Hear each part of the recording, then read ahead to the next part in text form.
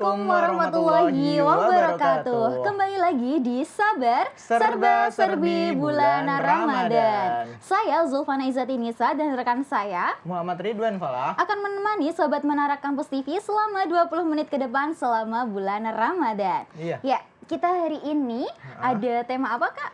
Tema kita hari ini yaitu menemukan kedamaian hati melalui ibadah. Ya, untuk mengulas tema kita hari ini, kita sudah hadir narasumber spesial kita yaitu Bapak Profesor Dr. Muhammad Nur Gufron SAG MSI. Beliau ini merupakan Guru Besar Psikologi IAIN Kudus sekaligus Direktur Pasca Sarjana IAIN Kudus. Oleh karena itu, yuk kita sapa-sapa dulu dengan narasumber kita hari ini. Assalamualaikum Bapak. Waalaikumsalam Kak Falah dan Kak Iza dan Sobat Menara Kampus di mana saja berada. Iya.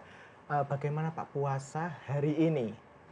Alhamdulillah hari ini insya Allah berjalan dengan lancar dan insya Allah ya kita berdoa agar selalu ibadah kita itu diterima oleh Allah Subhanahu Wa Taala. Amin. Alamin. Nah, Sobat Menara Kampus TV, jangan kemana-mana karena kita akan kembali setelah jeda berikut ini. Tetap di Sabar Serba Serbi Bulan Ramadan.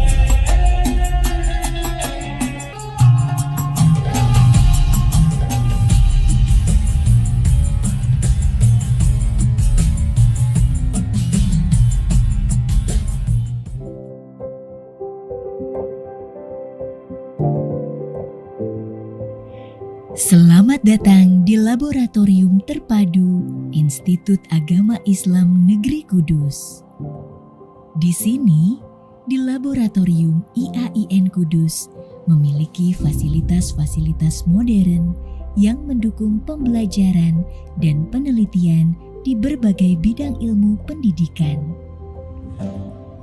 Peralatan laboratorium yang canggih, ruang eksperimen, serta sangat mendukung aktivitas praktikum yang dilakukan oleh mahasiswa dan dosen. Beberapa di antaranya, Laboratorium Fakultas Tarbiyah, Laboratorium Fakultas Ekonomi dan Bisnis Islam, Laboratorium Fakultas Dakwah dan Komunikasi Islam, Laboratorium Fakultas Syariah, dan Laboratorium Fakultas Usuluddin.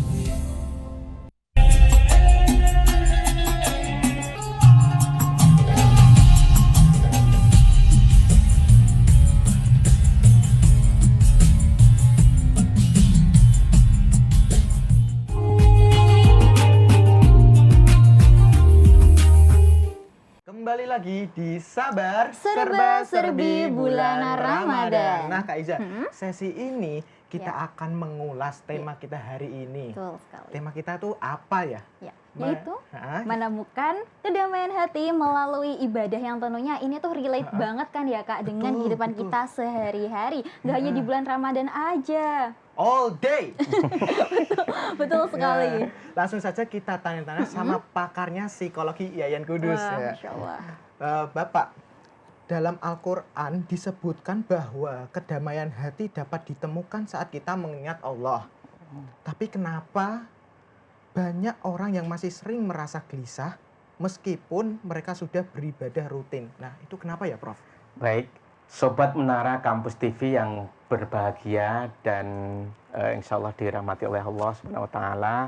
Kalau kita bicara tentang kedamaian hati, ketenangan hati, ini adalah salah satu nikmat yang luar biasa yang sangat kita idam-idamkan, sangat kita cari dalam kehidupan ini oleh setiap orang. Ya, jadi kedamaian hati ini merupakan salah satu tujuan hidup, ya, tujuan hidup manusia. Nah, bagaimana kemudian sebagaimana yang difirmankan oleh Allah dalam surat Ar-Ra'd ayat 28 yang menyatakan bahwasanya alladzina amanu wa tatma'innu qulubuhum bidzikrillah, ala bidzikrillahi tatma'innul qulub, ya. Dan orang-orang yang beriman dan hatinya tenang itu adalah dengan mengingat Allah. Ya, ingatlah bahwasanya hanya dengan mengingat Allah ini hati kita itu bisa menjadi tenang, hati kita bisa menjadi damai. Dan sebenarnya kalau kita bicara dengan kedamaian, ketenangan ini dalam beberapa konteks, misalkan dalam konteks psikologi itu kan ada pembahasan dengan kata well-being ya, ada well-being, kemudian juga ada happiness ya. Well-being itu kan ada objective well-being, ada subjective well-being, kemudian juga ada happiness ya, itu kondisi di mana kita itu ya merasa nyaman, damai, tidak ada konflik dan bahkan ya fly ya, menikmati hidup itu. Kemudian juga kalau di istilah medis itu kan ada hormon endorfin yang itu juga akan menjadikan kita sangat bahagia ya, jadi seperti itu. Nah, kenapa kemudian salah satu cara untuk mendapatkan kedamaian hati, ketenangan hati ini adalah dengan cara mengingat Allah ya. Karena sebagaimana yang sudah difirmankan oleh Allah tadi ayat Ar-Ra'd ayat 28 ya. Jadi hanya mengingat Allah kemudian kita bisa mendapatkan ketenangan hati. Nah, dengan untuk zikir sendiri, untuk mengingat Allah itu ya dengan cara melaksanakan ibadah. Ya, contohnya ada sholat ya. Ketika sholat kita itu bisa kita laksanakan dengan benar, maka kita akan bisa mendapatkan apa yang menjadi tujuan kita. Contohnya tadi kan kuliah ya. Datang kuliah itu kan tujuannya untuk mendapatkan ilmu. Tapi ketika datang kuliah itu tidak hanya main-main saja, maka tujuan utamanya juga akan tidak tercapai. Begitu pula dengan zikir, mengingat Allah, ketika itu tidak dilaksanakan dengan sebaik-baiknya, maka tujuan utamanya juga akan hilang, tidak tercapai. Contohnya ya kita masih gelisah saja dalam ketika kita sudah melaksanakan sholat, sudah menjalankan zikir, tapi tetap kita hanya formalitas belaka, hanya melaksanakan ibadah, hanya ritual belaka, maka tujuan utama zikir untuk mengingat Allah ya, kemudian untuk menjadi tenang itu juga tidak akan tercapai. Nah, selanjutnya nih Pak, lalu bagaimana caranya agar kita bisa lebih fokus dan merasakan kedamaian hati saat beribadah nih Prof? Nah, jadi memang agar kita fokus ya, kemudian juga agar kita bisa melaksanakan ibadah, berzikir ya dengan sebaik-baiknya. Yang pertama yang harus kita lakukan ya saat berzikir itu ya dengan yang pertama adalah melihat ketika kita menjalankan ibadah itu ya seolah-olah Allah itu ya memang benar-benar melihat kita. Jadi kita ketika kita takbiratul ihram ya Allahu Akbar ya kita harus benar fokus bahwasanya Allah melihat kita. Ya sebagaimana kita komunikasi dengan kekasih kita lah. Jadi ketika kita berkomunikasi ya kita berhadapan seolah-olah kita juga menikmatinya. Jangan sampai kemudian tidak menikmatinya. Nah itu kan namanya kan tidak sesuai dengan yang diharapkan. Kemudian yang berikutnya adalah dengan memahami makna-makna setiap gerakan ataupun bacaan yang kita lakukan dalam sholat ya. Jadi dengan cara memahami ya apa komunikasi kita ya seolah seperti itu ya, komunikasi kita dengan Tuhan ya, itu tersampaikan dengan baik dan kita memahaminya. Yang berikutnya adalah ya seolah kita itu ketika menjalankan ibadah, contohnya adalah sholat, itu ya seolah kita itu yang akan menghadapi kematian. Seolah-olah ini adalah ibadah saya yang terakhir. Ya. Sehingga ini kita akan benar-benar bisa merasakan tujuan berzikir itu dengan sebaik-baiknya. Jadi seperti itu Kak Falah dan Kak Isa. Iya. Nah Prof, kalau ibadah sosial seperti misalnya sedekah dan menolong orang lain, apakah juga berpengaruh pada ketenangan hati ya Prof? Ya. Jadi ibadah, semua ibadah saya kira akan mendatangkan ketenangan. Ya, jadi karena tadi sudah ada surat yang sudah saya sampaikan tadi, ya, zikir itu kan diantara zikir itu adalah dengan melaksanakan berbagai ibadah itu tadi. Nah, sedekah ataupun memberikan sebagian harta yang kita miliki ini juga akan sangat berhubungan dengan ketenangan ataupun kedamaian hati kita. Ya, kalau kita bicara sedekah itu kan ibadah yang bersifat individual dan bersifat sosial. Ya. Kalau bersifat individual ini memang sedekah ini adalah sebagai upaya untuk membersihkan harta kita, sebagian harta kita, kemudian juga menjadikan kita itu ya tidak kikir dan bakhil ya. Terkadang kan seseorang itu kan semakin kaya itu kan biasanya akan sangat menyayangkan ketika kita memberikan sebagian harta kita ya. Nah ini jadi apalagi ketika harta kita itu semakin banyak, ini kan misalkan separuhnya saja. Kalau misalkan hanya 2.000, kita berikan 1.000 itu masih enteng. Tapi ketika misalkan 1 miliar, kita kasihkan 500 juta, 500 juta gitu kan. Nah ini kan terkadang kan, wah luar biasa itu kan. Kenapa harus kita bagikan? Nah itu kan, nah ini kan terkadang kan ini yang menjadikan kita itu juga teruji ya, menjadikan teruji sehingga sedekah ini menjadi bagian penting untuk ketenangan hati. Yang berikutnya adalah sedekah ini kan ibadah sosial. Ya, jadi ini sebagai bentuk solidaritas umat manusia, kemudian juga khususnya umat Islam, ya, bagaimana kita juga berempati kepada saudara-saudara kita yang kekurangan. Apalagi ini saya kira di bulan puasa ini sangat baik sekali kita bersedekah, ya. Itu Kak Falah dan Kak Iza. Nah, selanjutnya nih Prof, ini terkait tentang cobaan hidup, Prof. Ya.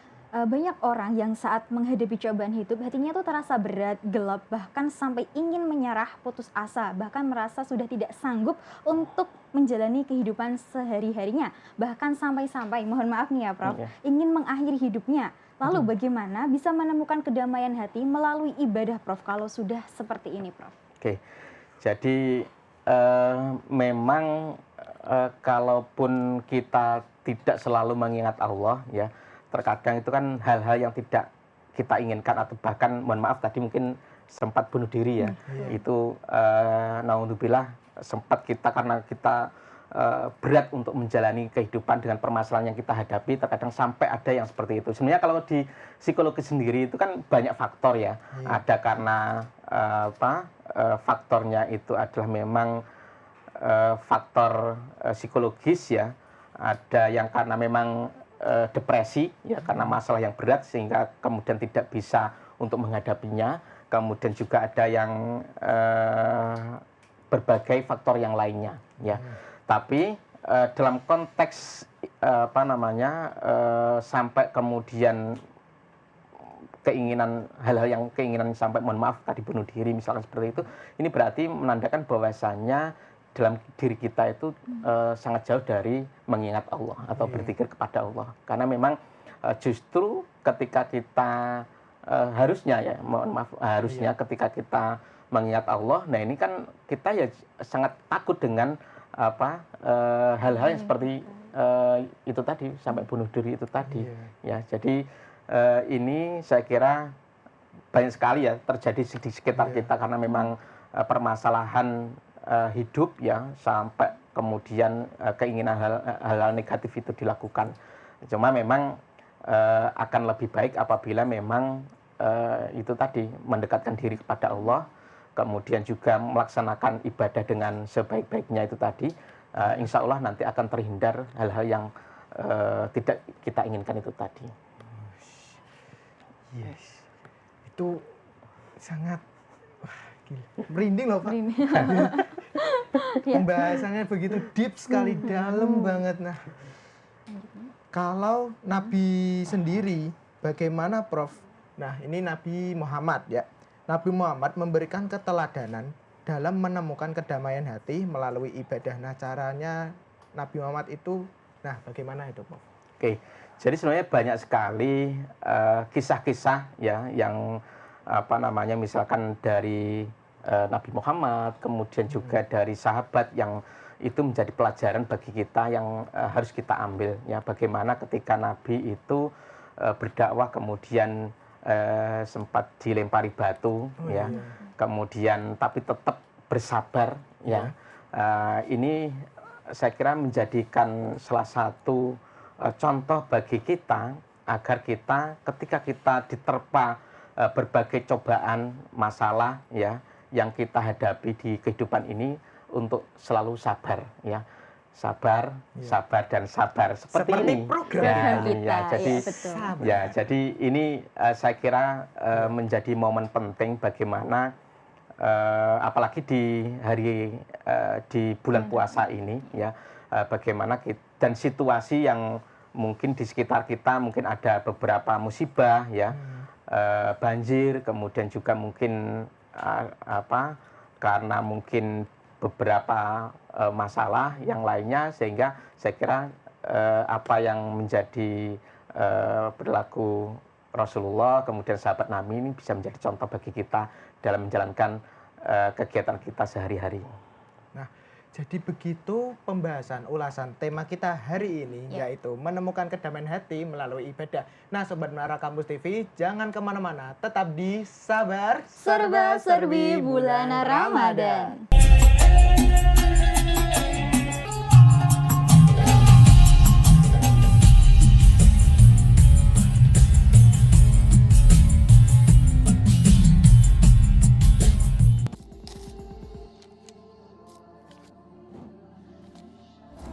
Wujudkan mimpi jadi kenyataan. Menjadi generasi Yang anti perbedaan.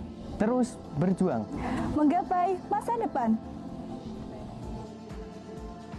Di Fakultas Tarbiyah, kami terdidik untuk menjadi seorang pendidik yang hebat untuk membentuk generasi berakhlak.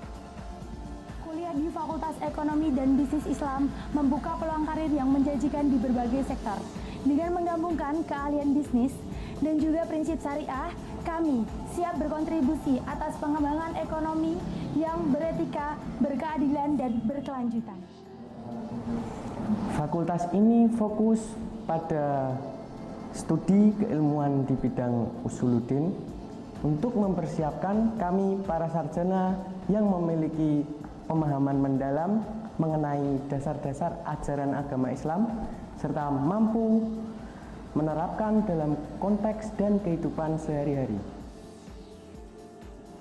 Di Fakultas Dakwah dan Komunikasi Islam juga ada ilmu yang mengkaji tentang politik.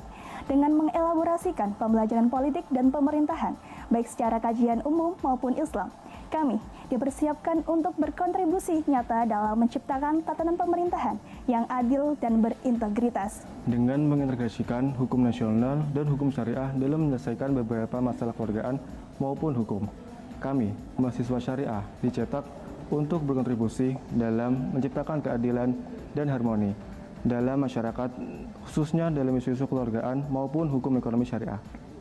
Yayan Kudus, Kompeten dan religius.